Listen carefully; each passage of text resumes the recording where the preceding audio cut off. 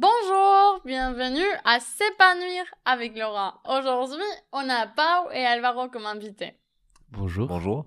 Bonjour, ça va, vous êtes bien? Super, super. Ça va, super. On a deux versions de les territoires qui parlent catalan. Alors vous allez me raconter d'où vous êtes et quelle langue vous parlez souvent. Ok, donc moi je suis de Barcelone, mais ma mère est française, donc voilà. Et à Barcelone, moi je parle catalan, évidemment, la variété orientale du catalan.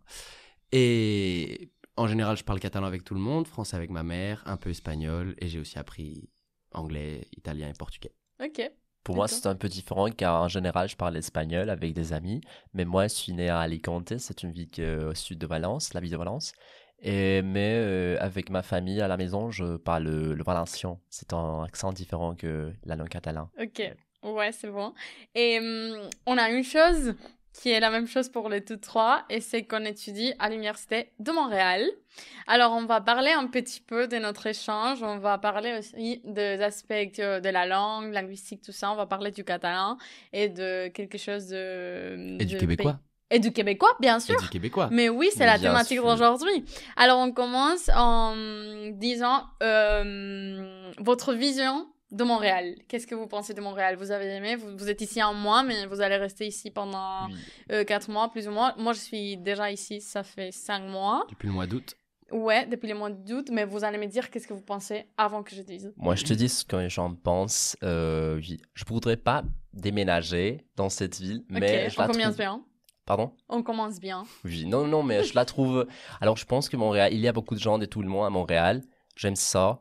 Mais pour moi, le lifestyle, le style de vie que les gens portent ici à Montréal, je voudrais pas vivre ici parce que tout est trop cher, mais j'aime le fait qu'il y a beaucoup de gens qui viennent de tout le part du monde, tout ça. Mais par exemple, si tu veux par exemple devenir ami avec quelqu'un ici, avec les gens du coin, ici à Montréal, moi je trouve que c'est très difficile de le faire avec les gens locaux ici à Montréal, mais la ville est très européenne. Aussi, tu peux voir qu'il y a beaucoup de choses qui ont à voir avec l'Amérique, Ok. mais c'est un peu bizarre de l'expliquer, mais je l'aime, oui. Ok. Oui, pour moi, c'est à peu près la même chose. Je trouve que c'est une ville très bien et je suis en train de m'amuser beaucoup, mais en même temps, je suis habitué à un style de vie qui n'est pas du tout celui que les gens ont ici et du coup, je me vois pas vivre ici plus que pour un échange. Ok. Ça, c'est ma vision. Exactement. C'est un peu la même chose pour moi. C'est vrai qu'au début, j'avais plus votre perception. Maintenant, ça a changé un petit peu parce que j'ai appris, j'ai vécu beaucoup de choses. Exactement. Mais oui, je dirais que la vision qu'on a de la société d'ici par rapport à l'Espagne, c'est très différent. Et le lifestyle, qu'on a parlé aussi dans notre podcast, on a enregistré aussi un podcast en catalan, vous pouvez aller l'écouter.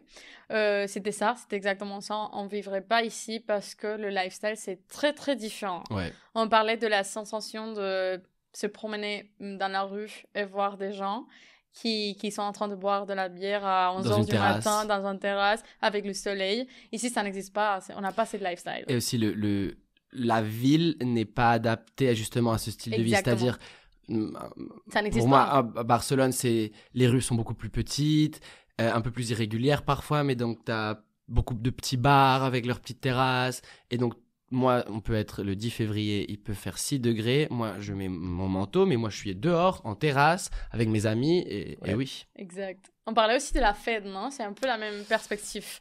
De sortir en boîte, c'est pas la même chose ici qu'en France qu'en Espagne. Pas Qu'est-ce du que vous tout. pensez? C'est très différent d'aller en bois ici à Montréal. Ouais. Car je pense que les gens, ils ont tous les mêmes, les gens. Alors, ils sont très ouverts d'esprit, je crois. Mais ce que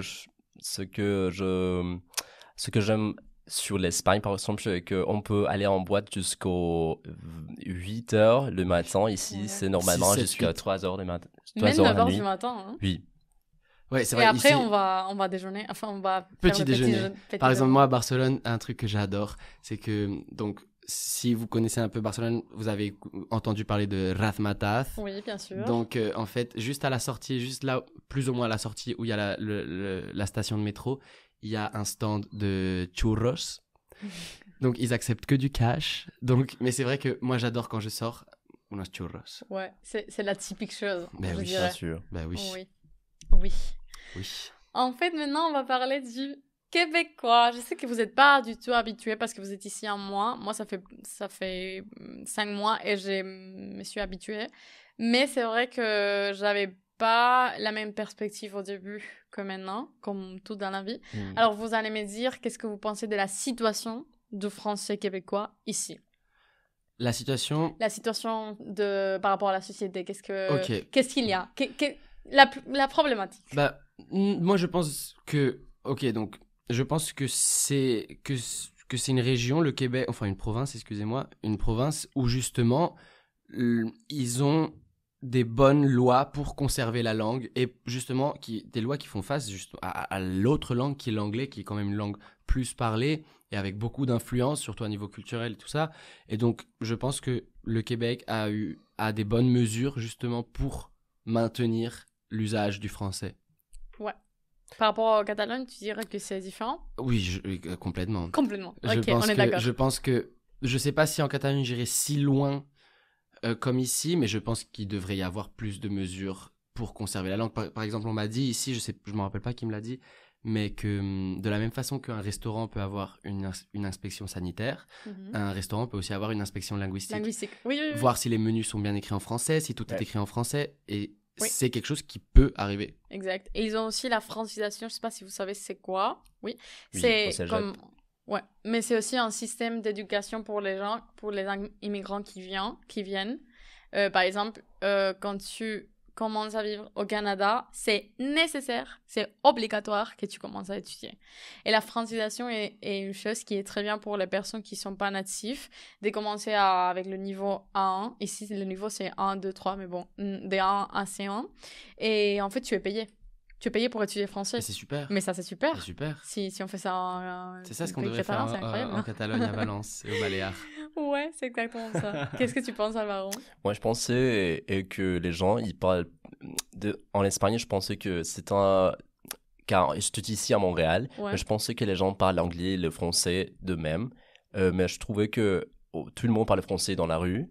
Et ça m'avait étonné beaucoup, car en Espagne, je pensais que j'allais trouver des gens qui parlent mieux l'anglais que le français.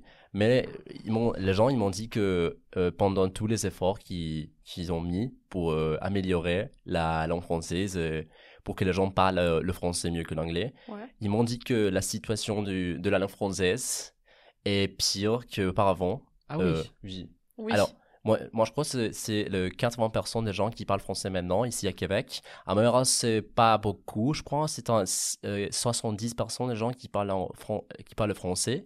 Ouais. Mais si tu veux, par exemple, au Québec, à la ville de Québec ou dans d'autres villes, ces pourcentages peuvent augmenter de, je sais pas, jusqu'à 5% des gens qui parlent français.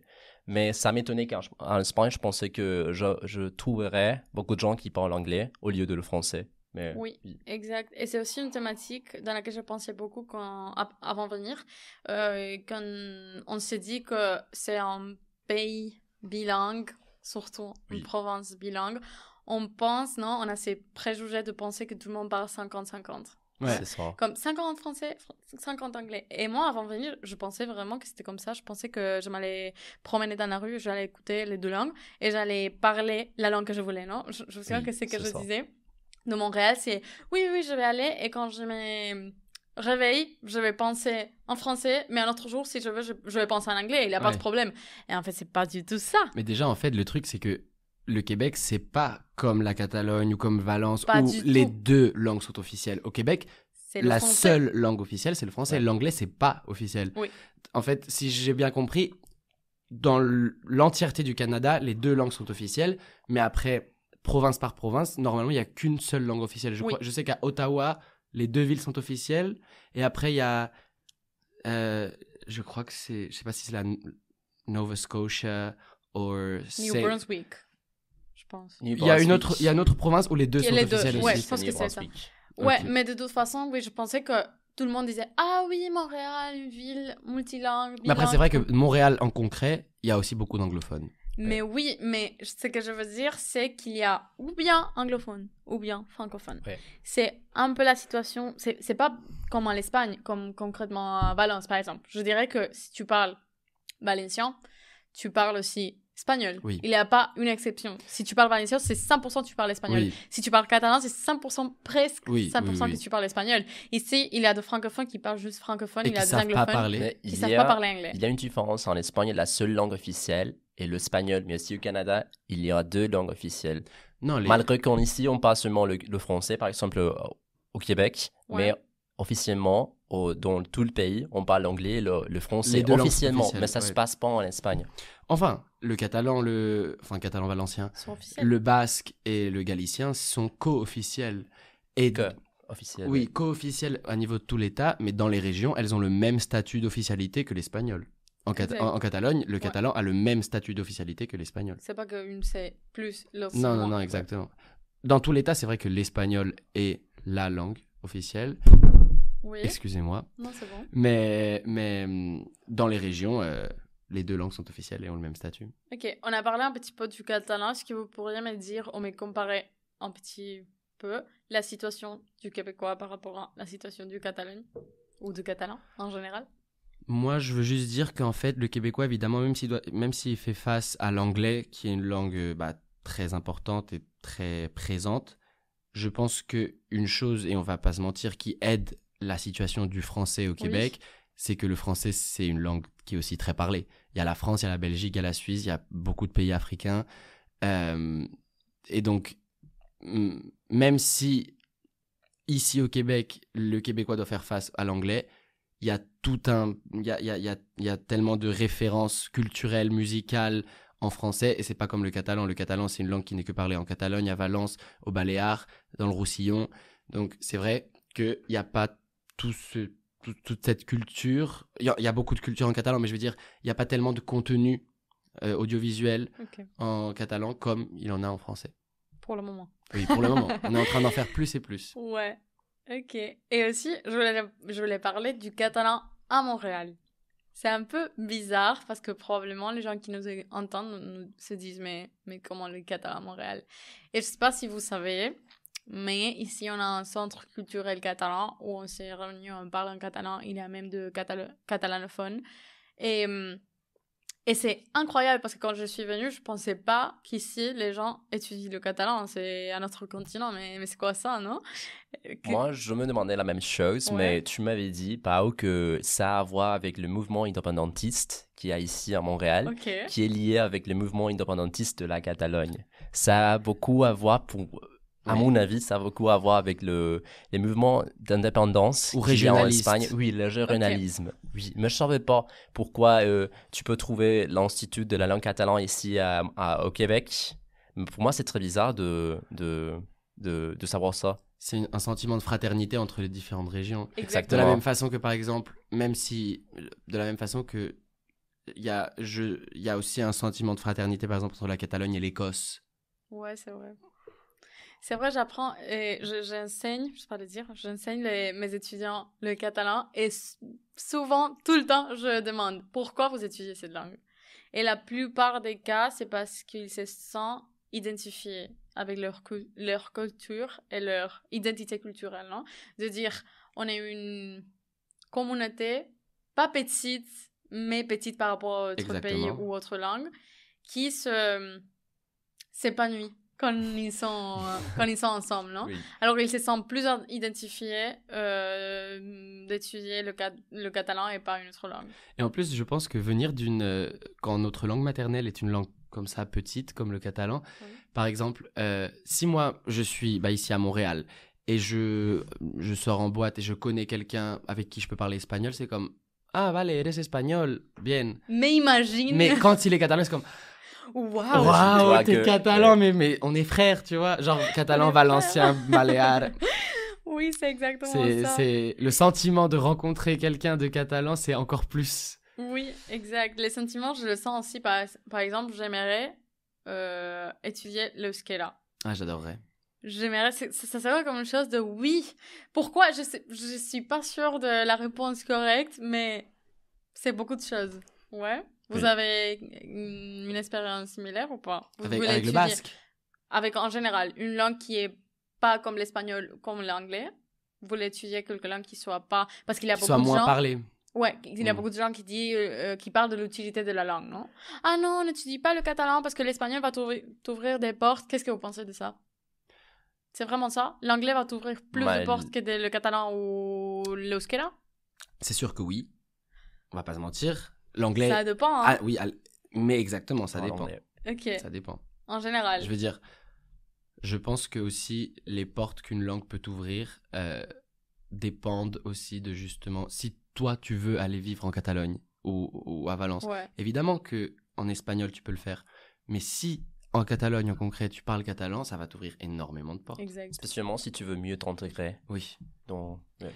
Parce que par exemple, ça c'est quelque chose qui je me suis toujours rendu compte, c'est que les gens ils ont ce cliché que les Catalans on est très fermés. Mais c'est pas qu'on est fermé, c'est juste que par exemple si un étudiant étranger arrive, on va l'accueillir bien, on va aller lui demander d'où il vient et tout ça.